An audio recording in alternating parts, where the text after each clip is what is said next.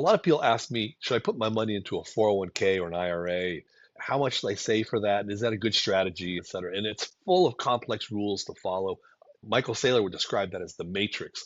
It's what the system wants you to be trapped into thinking about. I'm older now, but even when I was younger, I was told, oh, you got to start saving now for your 401k. And then I was told I need to start saving for my kids' education. And lastly, pay off your house mortgage if you can. I thought about it long and hard, and I eventually said, all that advice is foolish. I took a different strategy.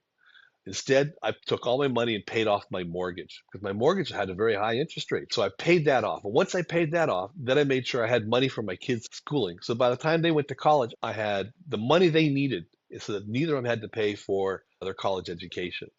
And only then did I start to save for retirement. When I saved for retirement, I saved after tax dollars. I did not restrict myself by using IRAs and 401ks and that gambit. Instead, I put it all into investments that I knew would grow. Rather than following the traditional logic, pay off your debts, save for your kids' education, and then save for your retirement.